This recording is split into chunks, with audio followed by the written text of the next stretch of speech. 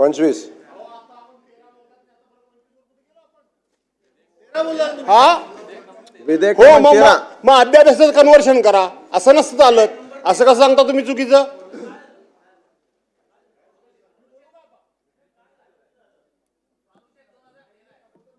तेरा नंबर मांडला आणि आता हो मग आता पण बोलताय. प्रस्ताव मांडू का? प्रस्ताव मांडू का? विधेयक 13 प्रस्ताव असा आहे की विधान परिषद संपत गेलेले सन 2025 चे विधान परिषद विधेयक क्रमांक 13 महाराष्ट्र ग्रामपंचायत, महाराष्ट्र जिल्हा परिषद व पंचायत समिती सुधारणा विधेयक 2025 विचारात घ्यावे. भास्करराव जाधव बोला. अध्यक्ष महोदय, हे महाराष्ट्र विधानसभा विधेयक क्रमांक 2025, 13 आणि 14 ही दोन्ही एकसारखीच विधेयकं आहेत. त्याच्यामध्ये दोन्ही प्रस्तावावर एकत्रितपणे चर्चा करता येत नाही, म्हणून मी दोन्ही विषय एकत्र मांडतो. पुढच्या वेळेला बोलण्याची आवश्यकता नाही दादा. या विषयात बोलण्यासारखं काहीच नाही अध्यक्ष महोदय. याचं कारण असं की सर्वसाधारणपणे गेले 2, 2.5, 3 वर्ष विजय पंडित आपसात बोलू नका तुम्ही दोघं तिघे जण. बोला. दर 6 महिन्यांनी हा प्रस्ताव सभागृहासमोर येतोय.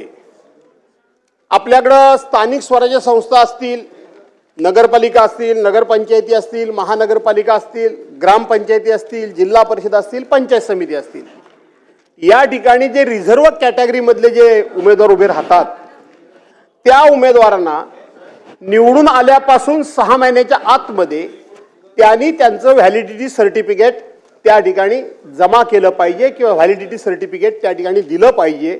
नपेक्षा त्यांचं निवडून आलेली निवड रद्द होते आणि ते डिस्क्वालिफाय होतात.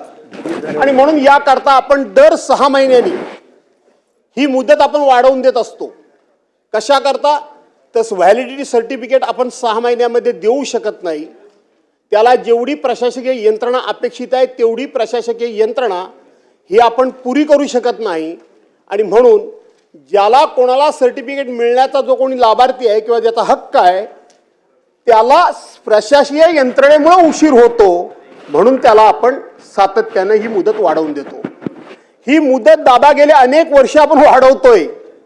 माझा मुद्दा एवढाच आहे की गेल्या वेळेला याच सभागृहामध्ये याच मंत्रिमंडळातले सन्माननीय चंद्रशेखर बावनकुळे साहेब जे आता महसूल मंत्री आहेत, त्या महसूल मंत्र्यांनी काही अशा पद्धतीचे जे कोणी जिल्हा पातळीवरचे अधिकारी आहेत, समाज कल्याण खात्याचे अधिकारी आहेत, ते सगळे महाराष्ट्रातले अधिकारी आम्ही भरले. आणि आता याच्या पुढं अशा प्रकारची व्हॅलिडिटी सर्टिफिकेट मिळण्याला कोणत्याही प्रकारचा उशीर होणार नाही या सभागृहामध्ये त्यांनी सांगितलं. आणि आम्ही सर्वांनी त्यांचं कौतुक केलं. आम्ही सर्वांनी बाकं वाजवून त्यांचं अभिनंदन केलं. आज सरकार येऊन 1 वर्ष होऊन गेलंय. 1 वर्षानंतर सुद्धा नुकत्याच झालेल्या नगरपंचायत आणि नगर परिषदांच्या ज्या निवडणुका आहेत त्या निवडणुकीकरता हाच प्रश्न उभा राहणार आहे, कारण अजून मतमोजणी झाली नाही. आणि म्हणून पुन्हा आपण अधिवेशन असल्यामुळे या सभागृहाच्या समोर गेलेलो आहोत. आणि म्हणून जी अधिकाऱ्यांची दादा नेमणूक झाली, अधिकारी नेमून गेले, मग तरी सुद्धा आपण आजच्या ह्या युगामध्ये जे कॉम्प्युटराइज युग आहे, पूर्वीसारखं सगळं हँडरायटिंगनी करण्याची गरज आहे अशातला भाग नाही. आता सगळ्या कागदपत्राची त्या ठिकाणी जशी कलेक्टर कचेरीमध्ये लँड बँक असते अशा पद्धतीच्या बँका त्या विभागाच्या तयार झालेल्या असताना सुद्धा हे अशा पद्धतीचं 6 महिन्याकरता आपल्याला विधेयक समोर आणण्याची वेळ का यावी? आणि म्हणून ही जी काही नेमणूक झाली अधिकाऱ्यांची, त्या अधिकाऱ्यांची नेमणूक होण्यापूर्वी महाराष्ट्राची अवस्था काय होती ही व्हॅलिडिटी सर्टिफिकेट मिळण्यासंदर्भात, मग कोणाला नोकरीला असेल, विद्यार्थ्यांना शाळेमध्ये प्रवेश घेण्याकरता असेल, कोणाला अशा पद्धतीने निवडणूक लढण्याकरता असेल, किंवा काही लोक हे व्हॅलिडिटी सर्टिफिकेटमध्ये त्या कास्टमधले त्या कॅटेगरीमध्ये असल्यामुळे घेऊन ठेवतात, ते असतील जे कोणी असतील ते. आपण इतका मोठा खर्च केला, एवढी मोठी अधिकाऱ्यांची नेमणूक केल्यानंतर आपल्याला रिझल्ट काय आला हे मंत्री महोदय सांगण्याची गरज आहे का? आपलं आहे ते जैसे ते आहे. बरं, ही 6 महिन्याची मुदत आपण वाढवू, 6 महिन्याची दादा आपण ही मुदत वाढवून देतो. तुम्ही म्हणाल तेवढा, अगदी आरामात या. 2-4 मिनिटाचं काम आहे. हा काय नेहमीचाच विषय आहे, खरं सांगायला गेलं तर काय फार मोठा विषय नाही आहे. आणि म्हणून आपण अशा पद्धतीचं पुन्हा पुन्हा विधेयक आणतो. दादा तुम्हाला एक मी माझा अनुभव सांगतो. आपण इथं हा कायदा पास करतो आणि खाली 6 महिन्याच्या आतमध्ये व्हॅलिडिटी सर्टिफिकेट एखाद्यानं जमा केलं नाही तर त्याला मुदत वाढलेली ही माहिती असून सुद्धा काही लोक उच्चापती असतात. काही लोक तक्रारी करतात की अमक्या तमक्या उमेदवाराला निवड होऊन 6 महिने झाली आणि या 6 महिन्यामध्ये त्यांनी त्याचं व्हॅलिडिटी सर्टिफिकेट जमा केलं नाही. का केलं नाही त्यांना माहिती असतं, परंतु ह्या तक्रारी करायच्या आणि मग या तक्रारीचा निपटारा आणि निवाडा करण्याकरता ॲडिशनल कलेक्टरच्याकडे हा विषय जातो.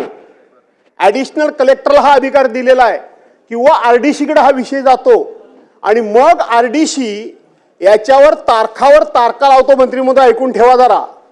आरडीसी तारखावर तारखा, ॲडिशनल कलेक्टर तारखावर तारखा लावतो आणि त्याला सांगतो की तू 6 महिन्याच्या आतमध्ये हे व्हॅलिडिटी सर्टिफिकेट दिलंच नाही आणि म्हणून तुला आता त्या ठिकाणी डिस्क्वालिफाय का करण्यात येऊ नये अशा प्रकारची नोटीस देतो. त्याला तिथं जावं लागतं, त्याला उत्तर देऊन चालत नाही, त्याला वकील करावा लागतो आणि त्या अधिकाऱ्याकडे सकाळ संध्याकाळ खेपा घालाव्या लागतात. माझी विनंती आहे की आज हा कायदा पास होणार आहे. हा कायदा पास होताना मंत्री महोदयांनी एक महाराष्ट्राला दिलासा दिला पाहिजे की हा कायदा पास झाल्यानंतर संपूर्ण सगळ्या जिल्हाधिकारी कार्यालयामध्ये समाज कल्याण अधिकाऱ्यांच्याकडं ह्या कायद्याची प्रत पाठवा आणि त्यांना स्पष्टपणे सांगा की 6 महिन्याच्या आतमध्ये कुणी तक्रार केली तर संबंधित ज्याच्या विरोधात तक्रार आहे त्यांनी पुरावे दाखल करण्यापेक्षा त्यांनी मी कसा डिस्क्वालिफाय होणार नाही, मी कसा नियमामध्ये आहे, मी कायद्याचं कसं उल्लंघन केलेलं नाही हे सर्टिफिकेट सबमिट करण्याकरता म्हणून कशी मुदत वाढवून दिलेली आहे याचा कायदा महाराष्ट्राच्या विधानमंडळामध्ये झालेला आहे आणि त्याची प्रत ही संबंधित अधिकाऱ्याकडे असली पाहिजे. कशा करता त्या माणसाने खेपा घालायच्या, कशा करता त्या माणसाने वकील द्यायचं.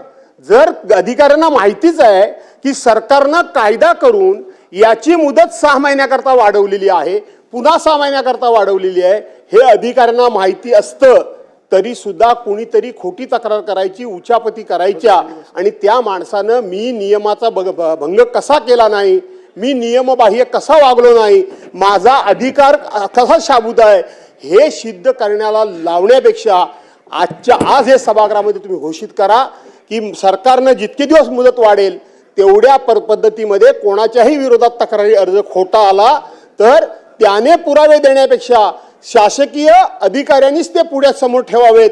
तू अमुक अमुक तारखेला निवडून आलास आणि सरकारनं इतके महिन्यापर्यंत ह्याची मुदत व्हॅलिडिटी सर्टिफिकेट देण्याची मुदत वाढवलेली आहे.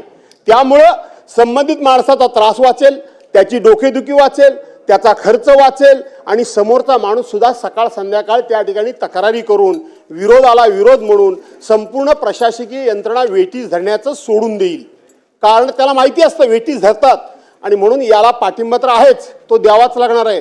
ती गरज सगळ्यांचीच आहे आणि ऑलरेडी त्याचा ऑर्डिनन्स निघालेलाच आहे.